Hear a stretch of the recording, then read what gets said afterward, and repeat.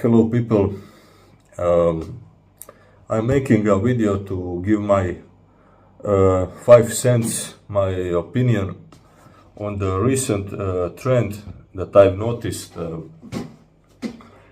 regarding what is the dominant opinion of historians about the military prowess of the ancient Sparta, of the Spartans, Spartan warriors.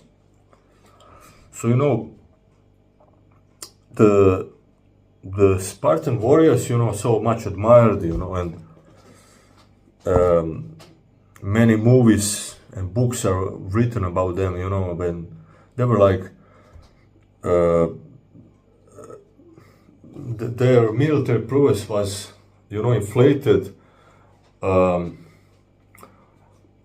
There's this myth being created about them being this unbeatable, fearless warriors, war machines, totally disciplined, and they would crushing all the enemies before them, and they would never surrender, and so the Spartans, even in the ancient Greece, were considered, they were so much admired that anybody who was, in that era, that was like 2000 years ago, in that era, or before, or after, they would, write things about Sparta, like history of Sparta and their reputation, and they would inflate the abilities of the Spartans. And then later, the more modern historians, philosophers, the leaders, people would take these inflated myths about the Spartans, and they would inflate it even more, like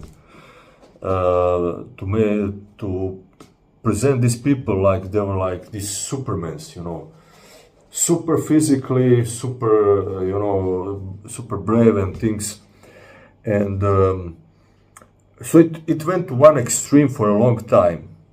But the problem is now that the modern historians, they went to the other extreme, to kind of get first very skeptical about the all that is written, all that is left there, and to kind of devalue the military prowess of Sparta, as they are now being considered by the dominating opinion among the historians that they were not that they were basically rich landowners who had slaves working for them, and they were in the case of war, they would gather like a militia and go fight, and that basically were not that special. They had their defeats, they would surrender, they would retreat, and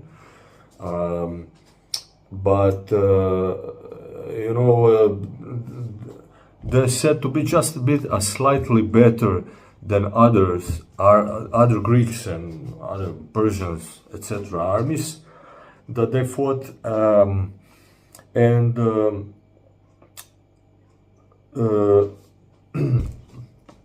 that like they didn't have so superior tactics. They could be tactically a little bit better because they were trained a little bit more than that, because they were like they were not like other armies, Greek armies, that were like the citizens who worked the farms. They were traders, whatever, like artists, and they would all be like compiled, like Athenians. They would be compiled in the militia and sent in the case of war.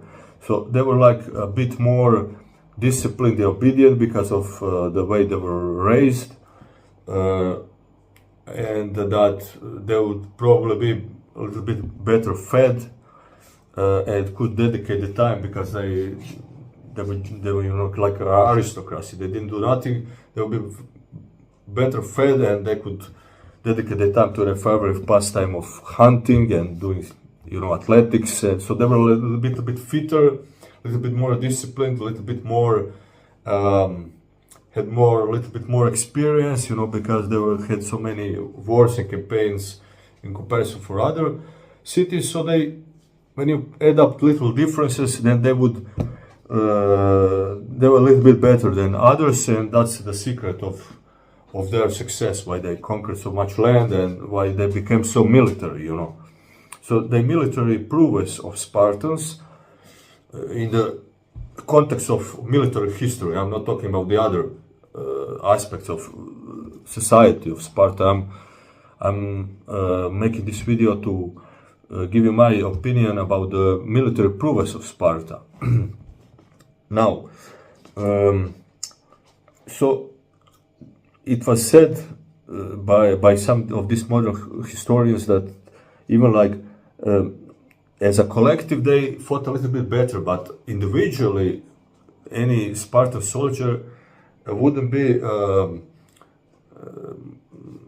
any better and wouldn't be that much better than any other the soldier they faced on the other side, like this the militia of other cities, where this militia basically were or in the Greek polices, Greek city-states, they were might be some minority of some professional, whatever, like mercenaries or professional soldiers, but most of that army would be citizens that are have different professions and different abilities, and Spartans would be a little bit more uniform in that way, a little bit more also motivated to fight, because they were slave owners, they were aristocracy, only they were full citizens, apart from the perioki that were free citizens of Sparta. They were not slaves, but they were tradesmen, farmers, whatever, manufacturing of the goods, and then of course the helots, who were slaves tied up to the piece of land and were treated very bad, Anyway, so that's a total nonsense, It's total nonsense. First is, if we are talking about the battles and campaigns of Sparta, should be analyzed by looking what we know about how the military prowess of the core of the Spartan army, because in the most campaign and wars, Spartan army was just a part of the whole army. There were other policies that would be allied to them, in alliance. But the Spartan army itself was made of first the Spartans, which are the citizens that go through agoge, and they have to complete the agoge and be accepted when they are age 30 into a club of about 15 guys who were this sistea. They would have these communal dinners together every night. So every night, every evening, they would eat together. And if one person would vote out, would give veto, would decline to accept the somebody who from 7 years old was going through all this training and military service up to the age of 30, he wouldn't become full-time citizens. And he had to maintain this status in this group. He could lose that if he couldn't contribute the food to this system. And of course, this was important because it's for you to dedicate yourself to be a Spartan, you have to have helots working for you and producing food. And if you cannot bring part of that food for these communal dinners, then you are not no good to be a real Spartan. So the Spartan army compiled of the full citizens and their king there fighting among them.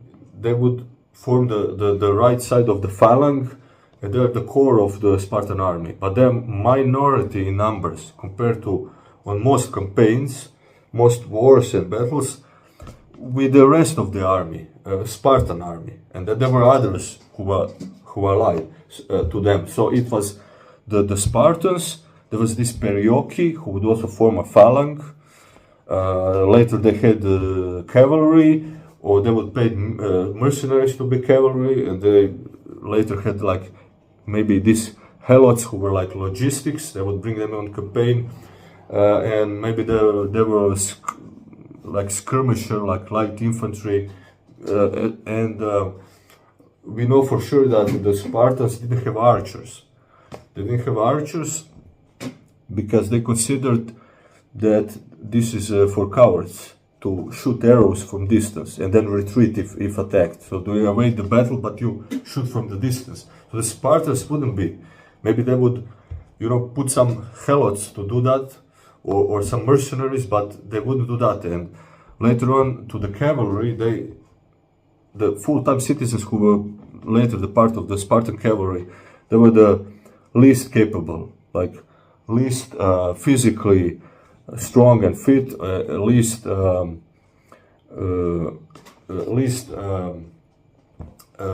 brave and tough. So they were relegated to the cavalry, which was like a secondary importance. And of course, in the Greek world, the phalanx was central part for like crucial in like big battles.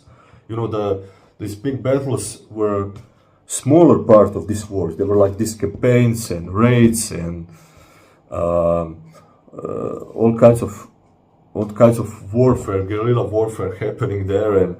But the wars were decided, on a big battles. And in the Greece with these rocky mountains, you need to have a phalanx, to fight other phalanx. That's most important here when you put all the best warriors in the phalanx. So the Spartan army, a smaller part of them were the Spartans, and the rest of the army, which were majority of the soldiers there, were not Spartans. So we have to look each individual battle. What did the Spartans do? Not if the battle was won or lost on account of all of people who were there. Most of Spartan army not being Spartans, and then there are others who is like other alliances and who would sometimes betray Spartans, or who would not march in battle, or who would flee from the battle, and then it would reflect on what happened, what was the outcome of these battles, where the Spartans were. But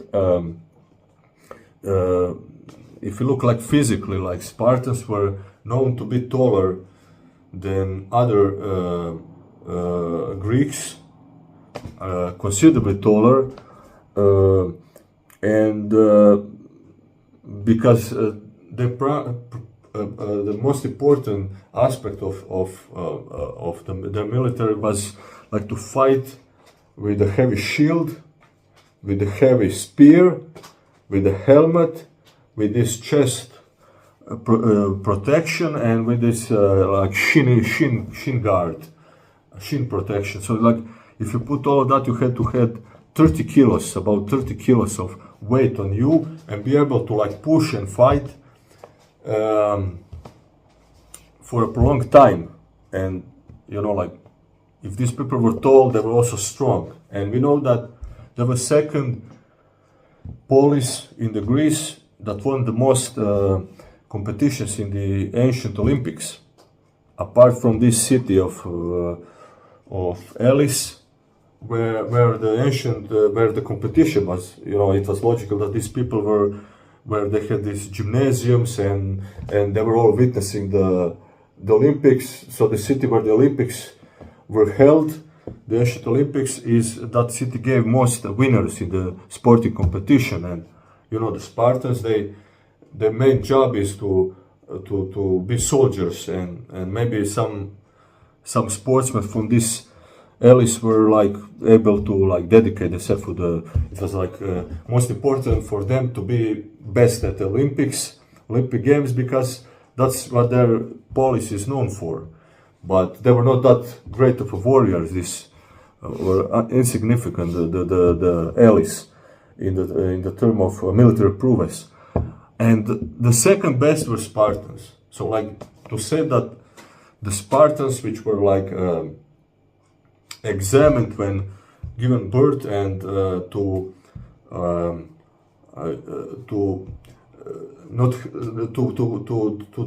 so the baby had to be healthy and fit, and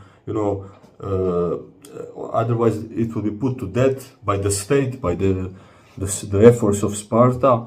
It was like selection, type of eugenics, brutal, but this is what they did.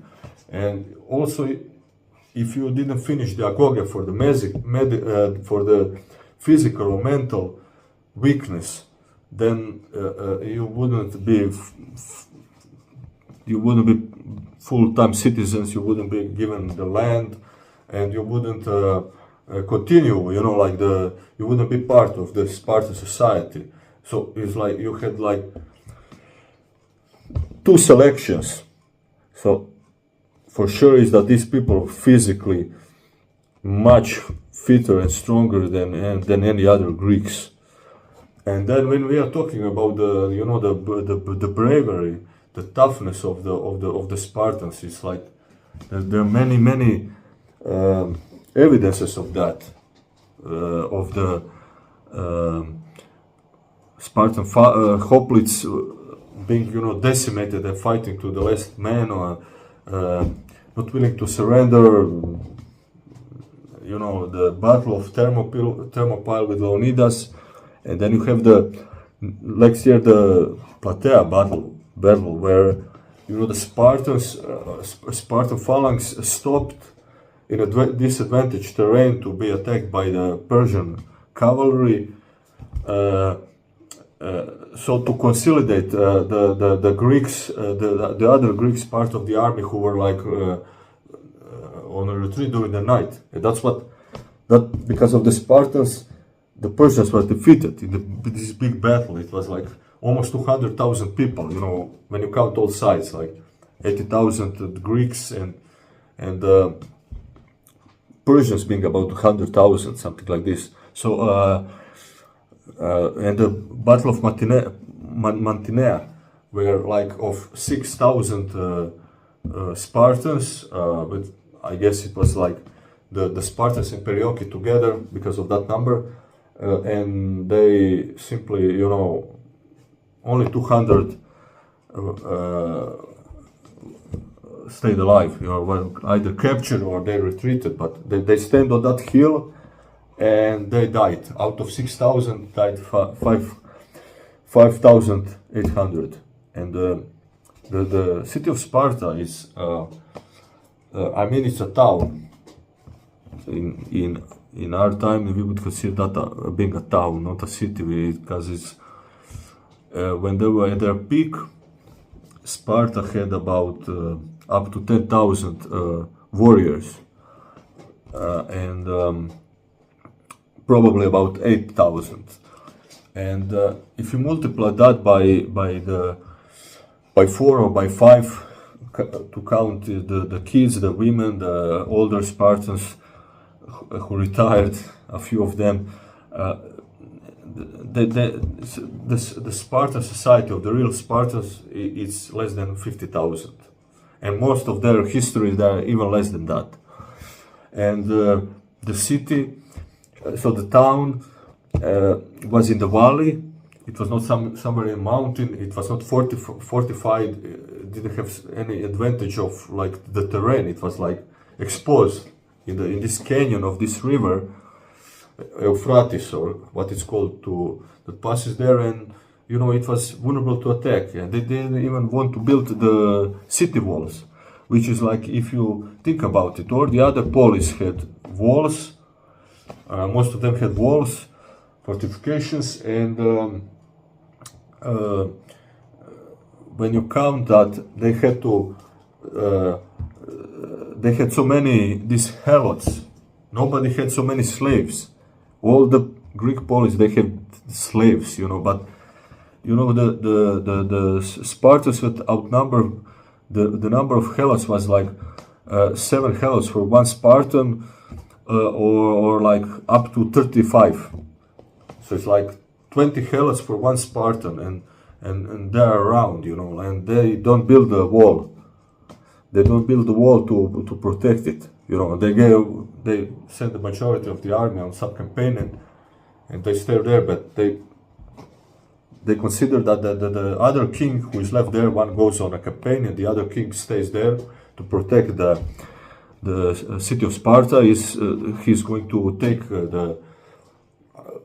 all the fighting people, fighting men, ready to take on the others. When this Pyrrhus, this King Pyrrhus, who was called to help out, who was like in alliance with Sparta, was called upon to help some, to help Sparta in some kind of campaign. He came with a big army. He had elephants. He had all these devices, catapults to fight in the siege, and the big army. And he marched towards Sparta.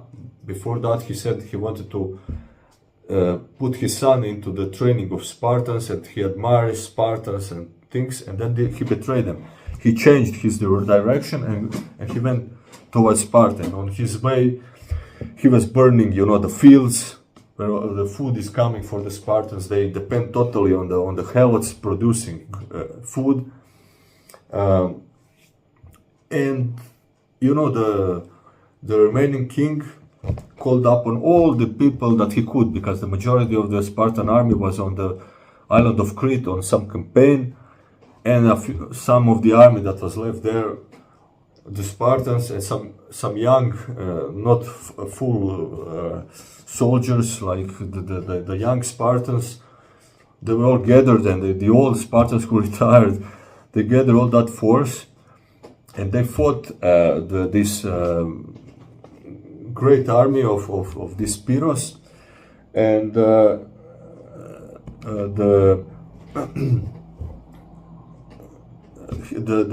Pyrrhus put a siege on they had to retreat. They fought there all day, and this Pyrrhus, he was sending new reinforcement, and he was a great strategist. He was a great general.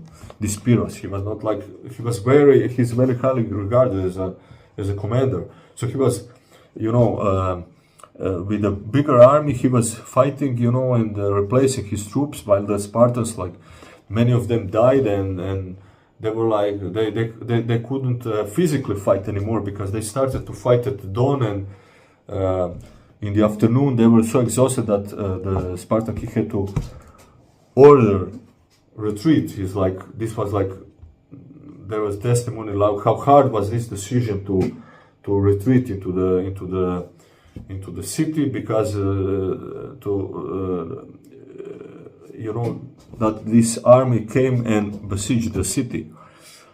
And then this Pyrrhus, after some initial attempt in the future time he was there for a few weeks to capture the city, and he called them for the surrender. Those are the Spartans. They are not surrendering, the city, and he was charging there with these elephants, and the Spartans never encountered the elephants, these big beasts, and that were crushing, the soldiers in front of them, and they still couldn't take Sparta, and then after initial assaults, he couldn't take the city, so he was besieged the city. He was, with the catapult shooting the rocks all the time and destroying the city, and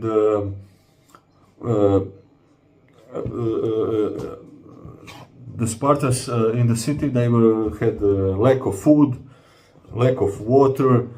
Because of this catapulting bombardment, they even had with the fires within the city, and big smoke coming up, and they still wouldn't surrender. And even when they entered the city, this army, the women were throwing the roof tiles. They were throwing roof tiles on these invaders, and they were pulling out the wounded soldiers, and like all of city fighting like one, and then it's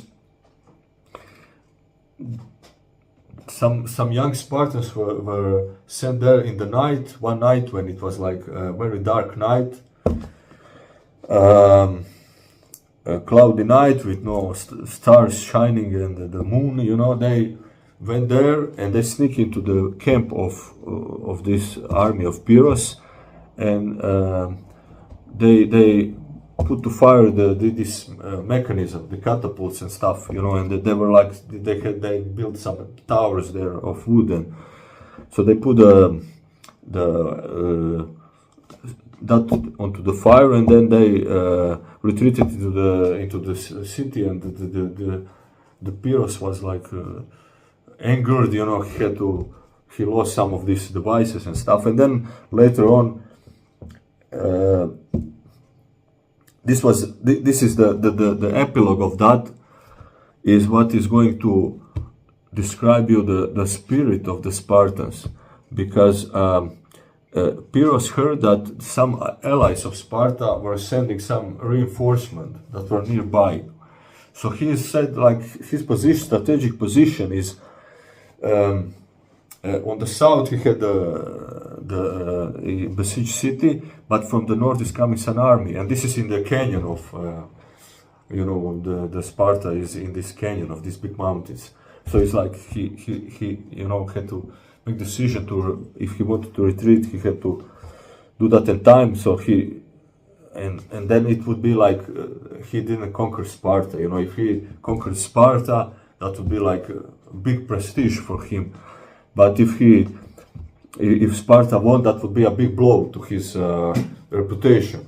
And so he sent the army on the retreat, but it was like a strategic retreat. They were not just going away and running away. Like they were like strategically, taking all that stuff, and they were retreating. And the Spartan king, the little of the people that were still left, that were not wounded and dead, he ordered the attack, like to attack the army on retreat and to kill them as much as he can. So he was like doing the ambush and attacking the rear of the army. It's like crazy, but it's the only people left to fight, and the city is saved and everything is cool. But they're like, no, you don't do that to us, and they go and they fight him all the way,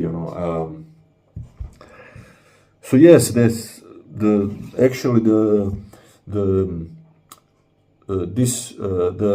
Sparta, for me, their military prowess and their toughness, because it's like when we are talking about Sparta, it's sure they were like tactically very good. They were not one-dimensional like the Spartans. They were very capable warriors. This army had many qualities. It's not one thing. Like they were so brave and crazy. No, or disciplined. But mostly is what I would say what is this spirit of this warrior mentality to fight, to win or die, and this toughness and the physical toughness also. That was like their best qualities. But of course they had others. They were not stupid. They would, not go on a campaign. Once they had 60% of Peloponnese, and if people don't understand these policies. When you look at that, it's so many. They spread all over the Greece, the size of Sparta, or smaller or bigger, but the city-state, they're all over the place. It's like this is the reason why all this war started. I guess the Spartans, that was logical to assume. Once the population grew, there were these Dorians that were like inhibiting these 5 like villages or something. That was like the beginning of the Sparta. I mean, this city. There were some people living there. Who knows who is? It was these Dorians before, but the Sparta, you know, in this period, like let's say 800 years before BC, before Christ, in that period, when it's the beginning of Sparta, there were like 5 villages there, and they are like in this valley with the mountains around. So you know that they don't have much terrain for their agriculture. That is in time they didn't have slaves and nothing. So like all these tribes, they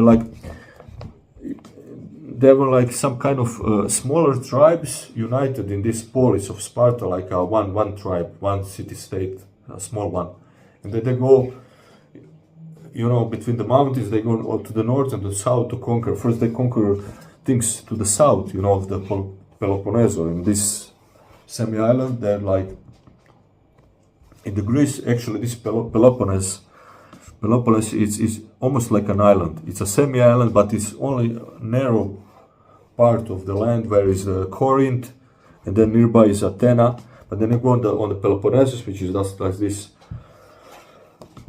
big semi-island, and the Spartans are in the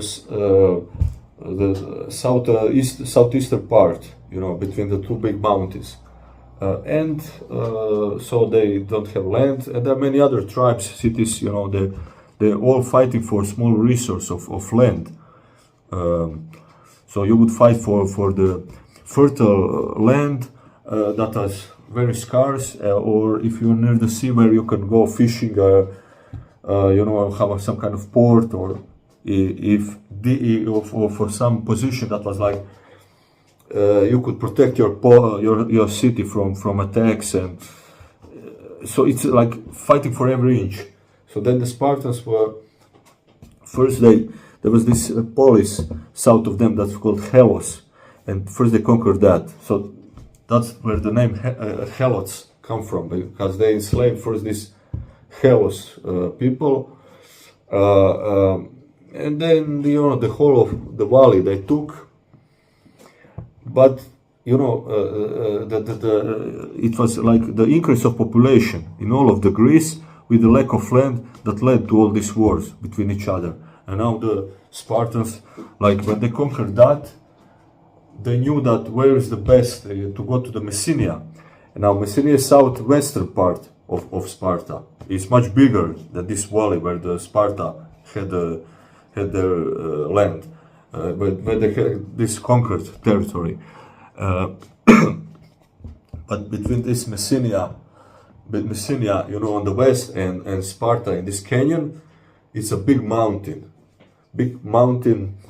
and you cannot even, like, from Sparta come to this Messenia directly. You have to go north in the canyon of the river, and then go to the left and through some mountain passage, and then go to the south to get to this land. And there were these Messenians. So these Messenians are not, the Spartans are Dorian people, and these people are Echios. They are Echios. So they are Echios. They have different language, different type of this Hellenic Greek people. You have the Spartans were Dorians, and then you have these Messenians. They were Echios, and up there you have the other are Echios as well. And then you have the Athenians, for example, they are Ionis, and so on. So you know, this it took Sparta 25 years of warfare. Like, at that time, they didn't have that phalanx. They weren't professional. They were just the farmers going there on a campaign. It took them 25 years to conquer Messenia, and then they have the rebellion of Messenia later on. I think they lost some battle there with against Argos, as I recall correctly. And after that, there was like a big rebellion of these Messenians, and they fought them for another 20 years to crush the this rebellion, and because they, you know, when they conquered Messenia, they made them into slaves, into these helots who work in this land, and they have to suppress them very harsh, and they had to maintain slavery of these people who are not close by, who are the Spartans live in the city of Sparta, but they have to control these people on the other side of the mountain, you know. So it was like the resources were like stretched out, you know. Once they had these helots who were outnumbering them, it was more important for them to maintain these slaves working for them, and to maintain this army so they can keep these people enslaved, so they can be aristocracy and they'll do nothing, just dedicate themselves to war. So it was like, it's a kind of vicious circle. They had to maintain the army because they depended on the food that the helots produce, and but this food also then enabled them to not work and just dedicate themselves to the war campaigns. And so they conquered 60% of the Peloponnese, and they had also many alliances, so they had big influence. It was a small polis. They start with a small polis and they conquered all that stuff. This is the evidence that, you know, there was something special about them at the beginning to conquer first this south eastern part of Peloponnese, and then to conquer Messenia, and then to go up north all the way to Argos, and then to wage war with Argos. And Argos had better tactics and better weapons. First, you know, Argos had the success against Spartans, but then Spartans, you know, they have beaten Argos, because Argos were the first who had this very cohesive phalanx with they had biggest shields.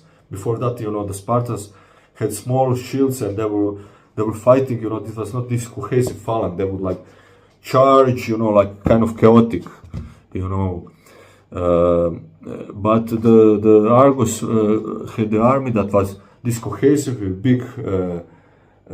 big shields, longer spears, and so they had better weapons and better tactics. And the Spartans then learned from the Argos, and when they beat the Argos, they had the same shields and this improved tactics of them. So, but there was something special because they have beaten first they conquered everything, you know, in the south of Peloponnese, and then they have beaten the Argos, and then they kicked the ass of the Athenians, and you know, like they were the first one. They were had a leading role in the fight against the Persians, you know. So in the Thermopylae battle and the Battle of Plataea, when they were defeated. So, you know, like this military prowess is first in the first part.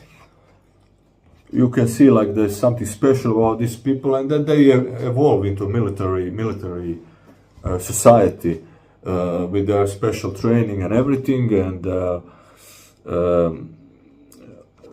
their famous discipline, and you know, all that thing. So then, when it was like golden time of Sparta, when they were dominating, you know, they were. You know, they were beating armies who were much bigger than them. You know, it's the quality of the soldier. They could, with the quality of the core of the Spartan army, which are just the Spartans, which are not the whole of the army, it's just part of the army, but they were the most important element. That's what made them, you know, win, and you know, they won victories for also these other cities who were aligned with them,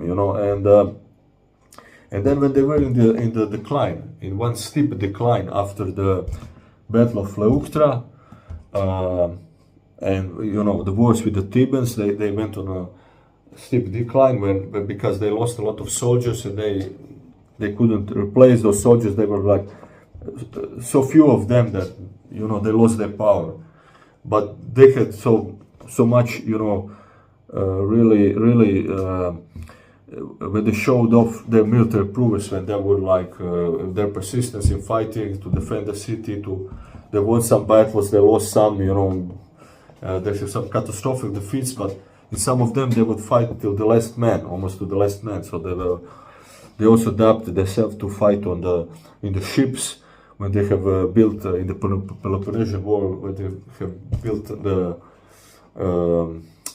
their ships, the fleet, and to fight the Athenians, and they were really something. It's a lot of nonsense to discredit these people, but they are not some superhuman Superman, totally fearless warriors, and the Spartans. You have to watch them in the context of the time they were living. The Spartans were very superstitious or religious, however you take it. They would go to the Delphi and to see what the Zeus, what the gods thought about some campaign that they would take, and they would consider that. And even when they would march out and they had some decisive battle there, and maybe they had the upper hand and stuff, but always they would sacrifice an animal and look in the intestines of animal and are the gods on our side or not? If the gods were not on their side, they would maybe retreat, not enter the battle, not for the cowardice, but it's just that was the mentality. So that had to be taken into consideration. And as I said, when other armies came with Macedonians, and then later the Romans, and other forces, when they modernized their armies, changed the tactics and stuff, it's the Spartans who were the less to adapt to that, but they're picked as my favorite for the military prowess. That is actually the fighting spirit, physical and mental toughness, discipline, for these qualities, not for the quality of the arms. It's like this other had the better tactics, better weapons, but would they won against Spartans if they were of the same numbers and used the same methods? I don't think so. So for me, I would say for this antiquity before Christ is, for me, I have my favorites, which are the Spartans and the Roman army. The Roman army being, of course, something else as the Sparta, which was once polis. Rome was like an imperium, so their legions, once, they developed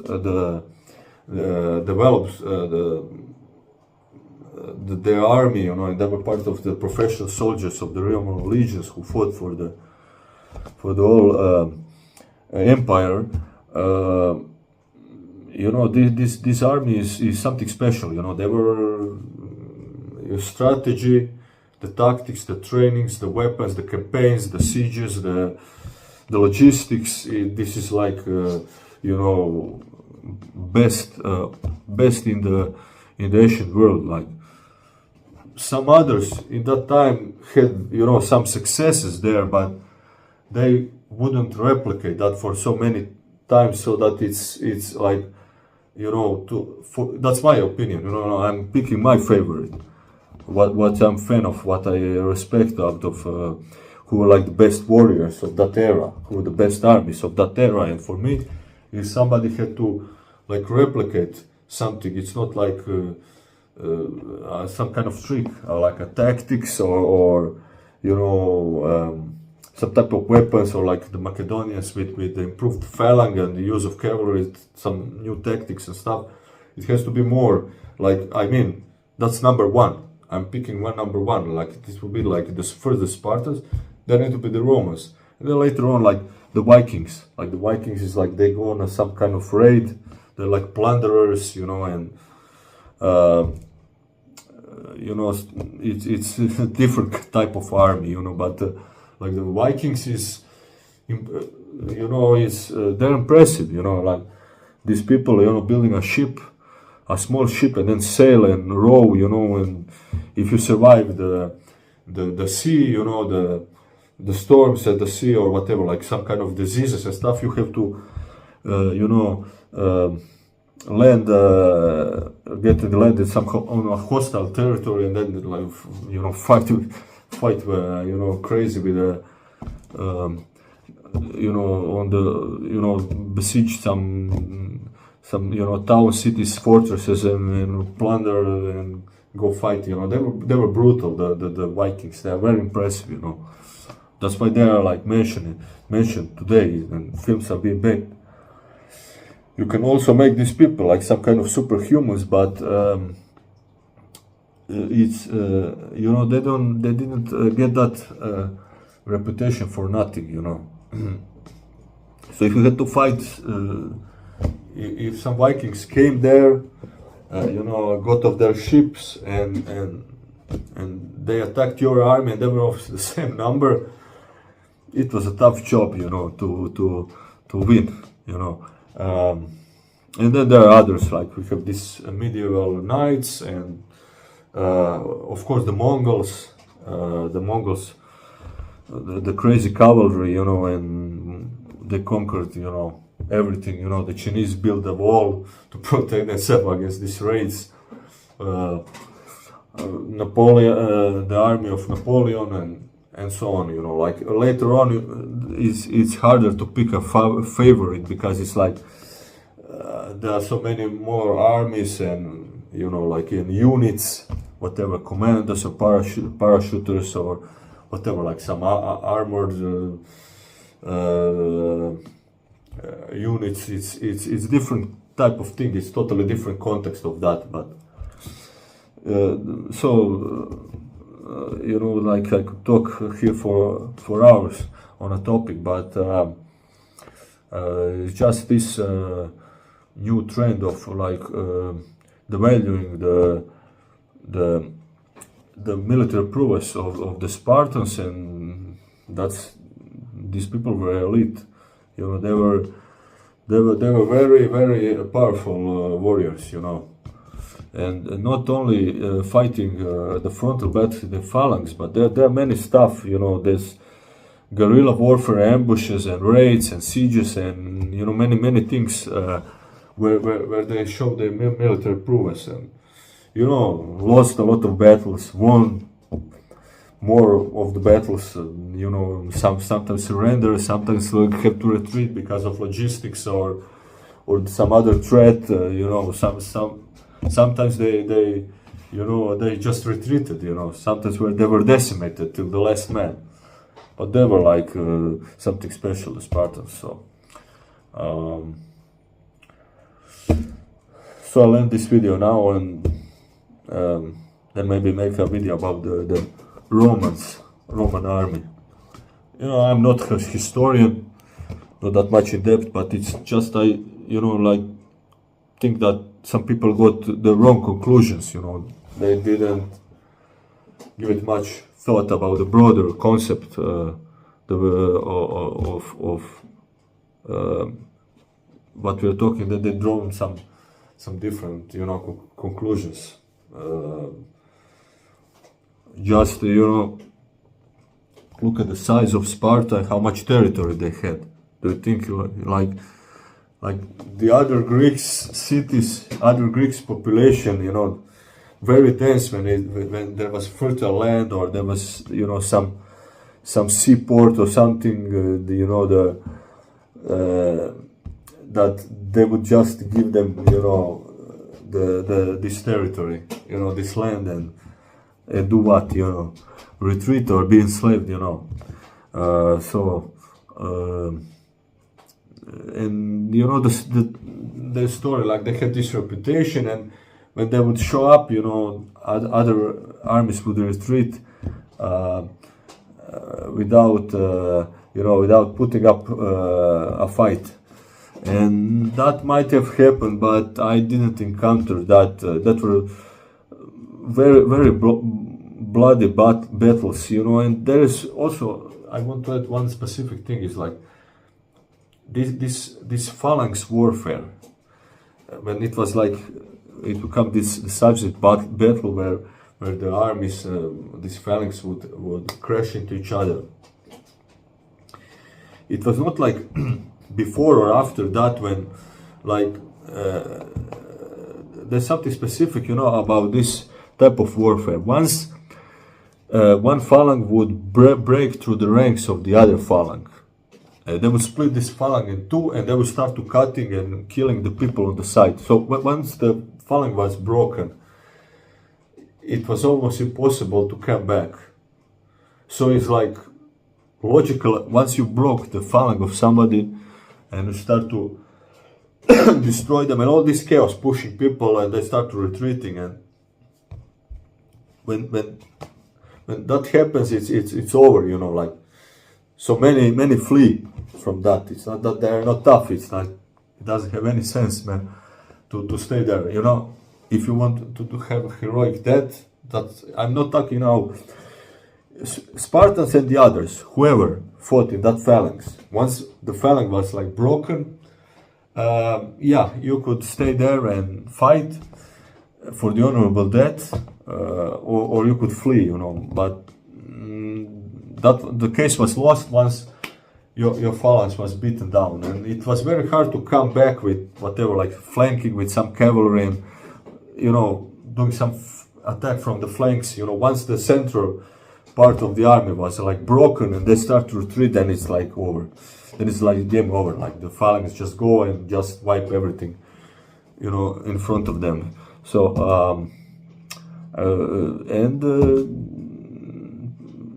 all the Greeks were fighting, were fiercely into fighting. There were not many, you know, cowards there. Once they put the army against someone, you know, it was very bloody battles with a lot of casualties. If you look like some campaigns and wars, you know, it's like a battle after battle, all the other smaller battles and smaller fighting, skirmishing around, you know, raids.